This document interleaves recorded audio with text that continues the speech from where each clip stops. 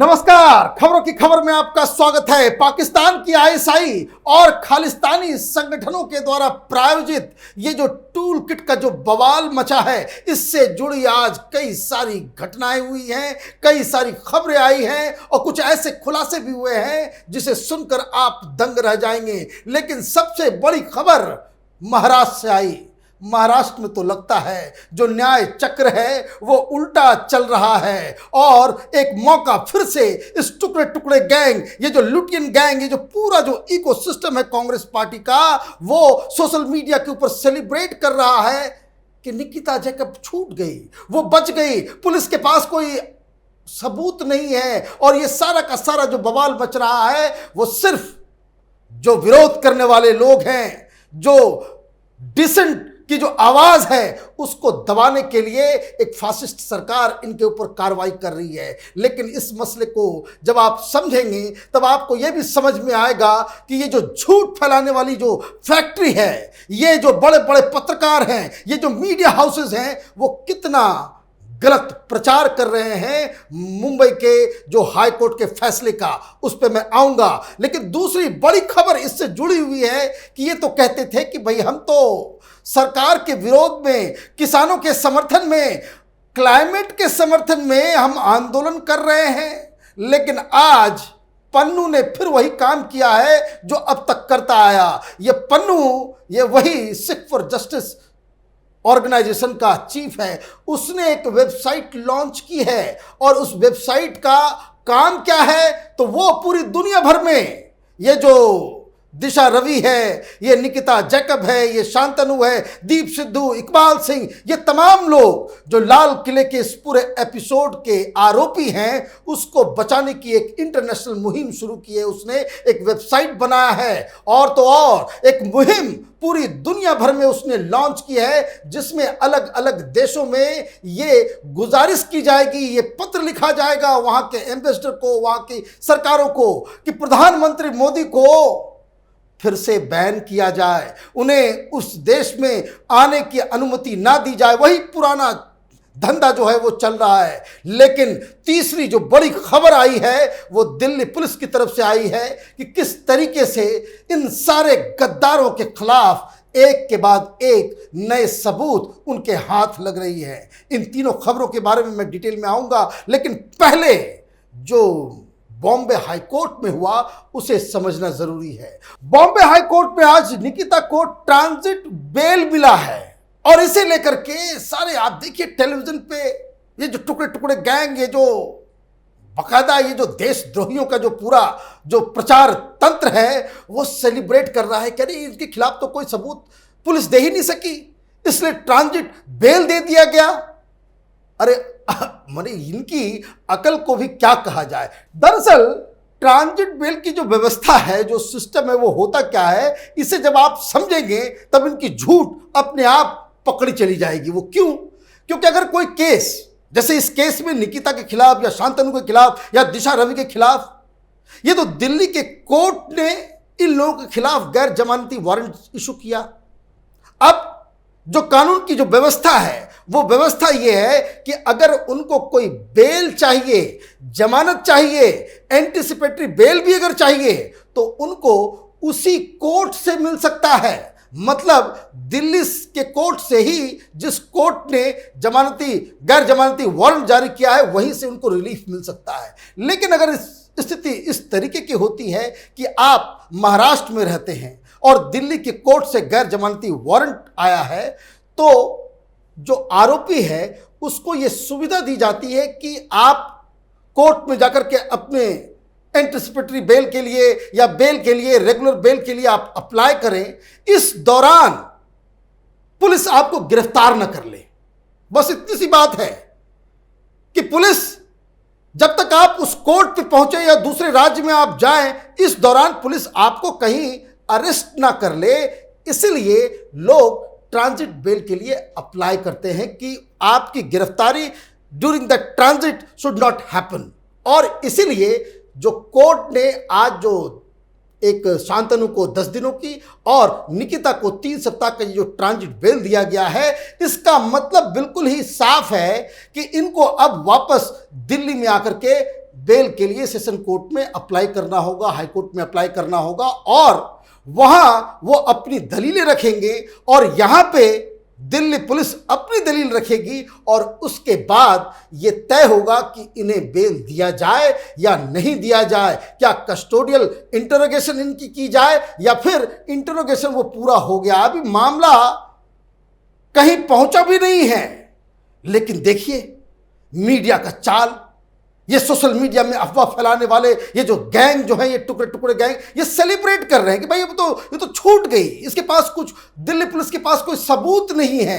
ये इस तरह की बातें हैं। अब इस मसले में जितने भी दिन हैं, अब ये दूसरा एक सवाल जरूर उठता है जो लोगों के दिमाग को कौंध रहा है कि आखिर हाईकोर्ट में ऐसी क्या बात हो गई, हाईकोर्ट ने क्यों इस तरीके से, हालांकि मैं बार बार इस बात को कहता हूं कि जो बेल है, जो अरेस्ट है, ये हिंदुस्तान के कानून के मुताबिक वो जो आरोपी है उसके पक्ष में है, लेकिन ऐसी जो उसको कह सकते हैं रिलीफ जो अर्नब गोस्वामी को भी मिलना चाहिए था, वो जो बार का पूर्व सीईओ है पार्थो, उसको भी मिलना चाहिए था, लेकिन इस तरह की रिलीफ मुंबई हाईकोर्ट से सबको नहीं मिलती है। ये अपने आप में एक बड़ा सवाल है जो हर लोग आज पूछ रहे हैं कि भाई जो देशद्रोही हैं उनको फौरन बेल मिल जाती है, लेकिन जो देशभक्त है उसको महाराष्ट्र के अंदर में न्याय नहीं मिलता। ये कैसा ये न्याय चक्र जो महाराष्ट्र के अंदर वो उल्टी दिशा में घूम रहा है। खैर, कोर्ट के फैसले के ऊपर सबको बाध्य होना पड़ता है, उसके सामने सबका सर को झुकाना पड़ता है, उसको मानना पड़ता है, लेकिन जो कोर्ट में हुआ उसे आप समझें। कोर्ट के अंदर दिल्ली पुलिस की तरफ से बस यही आर्ग्यू किया गया कि ये महाराष्ट्र के किसी कोर्ट के अधिकार क्षेत्र में ये केस नहीं आता है, लेकिन कोर्ट के अंदर कुछ पुराने केसेस का हवाला दिया गया जिसके तहत ये रिलीफ उनको दी गई है, लेकिन ये रिलीफ बहुत ही टेम्पररी है। वो इसलिए क्योंकि इनके गुनाह इतने संगीन हैं कि ये बच नहीं सकते, क्योंकि इनका जो लिंक, ये जो टूल किट के अंदर इन लोगों ने जो अपनी भूमिका निभाई है और जिस तरह के लोगों ने इस टूल किट को बनाया है, स्पॉन्सर किया है, ये सब के सब देश विरोधी बैंड ऑर्गेनाइजेशंस हैं, ये खालिस्तानी हैं, इसमें आईएसआई पाकिस्तान का हाथ है, इसमें चीन का हाथ नजर आ रहा है। और इसलिए जब ये मसला दिल्ली के हाई कोर्ट पहुंचेगा, दिल्ली के कोर्ट में पहुंचेगा, तब खेल कुछ और होगा। लेकिन मैं आपको बता दूं कि इन्हीं लोगों के, ये तो कह रहे हैं कि भाई मुझे मालूम नहीं कि भाई ये खालिस्तानी थे, हम तो भोले भाले लोग हैं, क्लाइमेट एक्टिविस्ट हैं, और हम तो किसानों की खातिर पाकिस्तानियों के गोद में बैठ गए, खालिस्तानियों के जो बैंड ऑर्गेनाइजेशन है उसके साथ हाथ मिला लिया, लेकिन हमें मालूम नहीं था कि ये खालिस्तानी हैं, ये पाकिस्तानी हैं, ये देश विरोधी ताकतों के सरदार हैं, उनके बारे में इन्हें मालूम नहीं था। तो ये इनोसेंट लोग हैं, तो इनके इनोसेंस की जो के खिलाफ दिल्ली पुलिस क्या सबूत देती है वो आगे आने वाले दिनों में मालूम चलेगा। लेकिन आज जो मालूम चला उससे तो एक बात और बिल्कुल इसकी पुष्टि हो जाती है कि ये कोर्ट के अंदर और देश को गुमराह करने में जुटे हुए हैं। ये सारे के सारे आरोपी ये झूठ बता रहे हैं कि इन्हें कुछ मालूम नहीं है। क्यों? क्योंकि ये जो सिख फॉर जस्टिस एसएफजे, ये जो खालिस्तानी बैंड ऑर्गेनाइजेशन है, आतंकी ऑर्गेनाइजेशन है, जिसका हेड पन्नू है, जिसने लाल किले पे खालिस्तान का झंडा फहराने के लिए $2.5 लाख का इनाम रखा था, उसके लिए वीडियो बनाए थे, पूरा ऐलान किया था, और दिल्ली में जो दंगे हुए, दिल्ली के अंदर जो कोहराम मचा, उसकी इसने जो रिस्पॉन्सिबिलिटी ली, उसने आज एक नया काम किया है। उसने एक नया वेबसाइट बनाया है जिसका नाम है tutorforfarmer.in, और इसका काम क्या है, इसमें साफ साफ आप देखिए इन तस्वीरों को, ये उस वेबसाइट से निकाली गई तस्वीरें हैं जिसमें साफ साफ ये बताया जा रहा है कि किस तरीके से दिशा रवि हो, दीप सिद्धू इनके मुताबिक तो कल तक बीजेपी का एजेंट था, आज इसको बचाने के लिए खालिस्तानी खड़ा हो रहा है।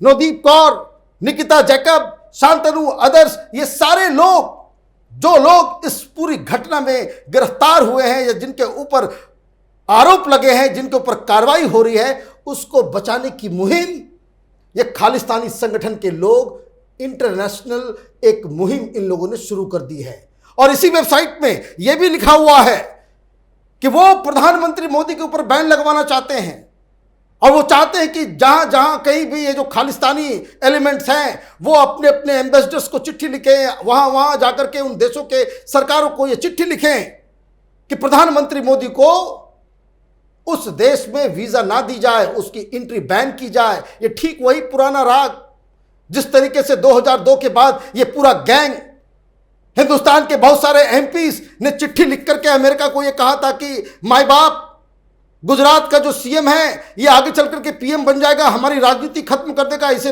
अमेरिका मत घुसने देना। और वही जवाब कि जब प्रधानमंत्री बनने के बाद जो अमेरिका में जो प्रधानमंत्री मोदी ने कार्यक्रम किया, उसकी टीस इन लोगों को अब तक उसका दर्द जो है उसे ये अनुभव कर रहे हैं। तो ये सारी चीजें चल रही हैं। अब कैसे रिश्ता नहीं है इस किसान आंदोलन का खालिस्तानियों से? पैसे आप लाओ, समर्थन आपको मिले, पूरी दुनिया भर में ये टूल किट क्या है? International farm protest. पूरी दुनिया भर में हिंदुस्तान को बदनाम करने के लिए पूरी दुनिया भर में ये प्रोटेस्ट, ये जो ट्रैक्टर मार्च और रैली निकालने की योजना इन लोगों ने बनाई, तो उसमें ये लोग शामिल हैं, तो बच नहीं सकते। और ये इसलिए भी नहीं बच सकते क्योंकि आज तीसरी खबर यह भी आई है कि गूगल और जूम की तरफ से जो डाटा जो दिल्ली पुलिस को मुहैया कराए जाएंगे उस पर एग्रीमेंट हो गया है और कई सारी चीजें दिल्ली पुलिस के पास सबूत के तौर पे आ गई हैं। 120 GB डाटा दिल्ली पुलिस के पास अभी मौजूद है जिसे खंगाला जा रहा है। और इसमें सिर्फ ये दिशा रवि, निकिता जैकब ये सिर्फ बेनकाब नहीं हो रहे। कल हमने ब्लैक एंड व्हाइट में बताया था वो सारे नाम, ये जो झूठ की खेती करने वाले सोशल मीडिया के ऊपर इस पूरे गैंग का हमने खुलासा किया था, ये सब के सब नपने वाले हैं। ऐसा कैसे हो सकता है कि टूल किट में यह बात कही जाए कि फला तारीख को 26 जनवरी को 10 बजे से लेकर के 2 बजे तक इस हैशटैग को आगे बढ़ाना है, इसको ट्रेंड कराना है। और ये तमाम गद्दारों की जो टोली है वो उसी हैशटैग को वो प्रमोट कर रहा है, उसी हैशटैग के तहत ट्वीट कर रहा है। तो ये तो ऐसा कनेक्शन है जो बड़ी आसानी से साबित की जा सकती है। और इसलिए इस केस में देर है अंधेर नहीं है। जो लोग इन देशद्रोहियों के साथ खड़े हैं, जो लोग इन खालिस्तानियों के साथ खड़े हैं, जो लोग इस पाकिस्तानी ISI एजेंट के रूप में हिंदुस्तान के अंदर काम कर रहे हैं और हिंदुस्तान को बरगलाने की कोशिश कर रहे हैं जनता को, वो अपने इस मकसद में कामयाब नहीं होंगे। क्योंकि सरकार भी चौकस है और सरकार भी इन लोगों को सबक सिखाने के लिए पूरी तरह से तैयारी कर चुकी है। हमारी नज़र इन खबरों पे बनी हुई है। आप देखते रहिए कैपिटल टीवी। हमारे वीडियोस को लाइक कीजिए, शेयर कीजिए और हमारे चैनल को सब्सक्राइब कीजिए। धन्यवाद।